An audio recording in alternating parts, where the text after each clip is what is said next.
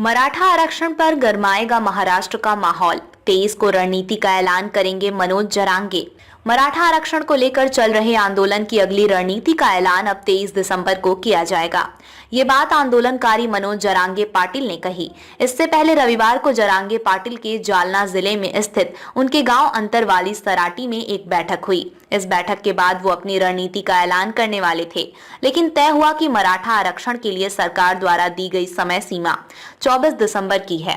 इसलिए 24 दिसंबर से पहले अगर सरकार ने मराठा समाज को आरक्षण देने का ऐलान नहीं किया तो 23 दिसंबर को ही बीड में होने वाली मराठा महासभा में आगे की रणनीति का ऐलान कर दिया जाएगा। अपने गांव में मराठा समाज के लोगों की बैठक के बाद मनोज जरांगे पाटिल ने मीडिया से कहा कि नागपुर में विधानसभा का शीतकालीन सत्र चल रहा है।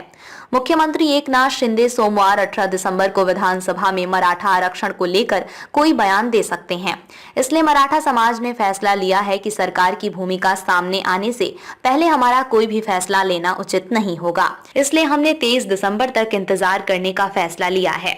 डेडलाइन आगे बढ़ाने का दबाव।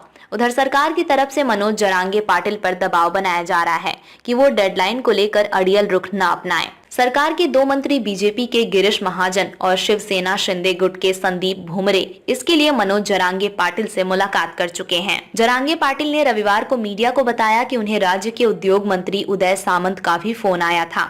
सामंत ने उनसे कहा कि मुख्यमंत्री और उप मुख्यमंत्री आरक्षण देने के लिए प्रतिबद्ध हैं। सरकार को कुनबी के 54 लाख रिकॉर्ड मिले। जरांगे ने कहा कि वो कुछ अनुचित नहीं मांग रहे। सरकार ने सभी मराठों को कुनबी प्रमाण पत्र देने और मराठा आरक्षण अधिनियम पारित करने के लिए 1 महीने का समय मांगा था। सरकार का 1 महीना 24 दिसंबर को खत्म हो रहा है। उन्होंने सरकार से मराठा समुदाय को अन्य पिछड़ा वर्ग ओबीसी श्रेणी में शामिल करने के लिए कुनबी प्रमाण पत्र जारी करने और तदनुसार कानून पारित करने का आग्रह किया। उन्होंने कहा कि राज्य सरकार को कुनबी के 54 लाख रिकॉर्ड मिले हैं और उसे मराठा समुदाय को ओबीसी श्रेणी में शामिल करने के लिए एक कानून पारित करना चाहिए।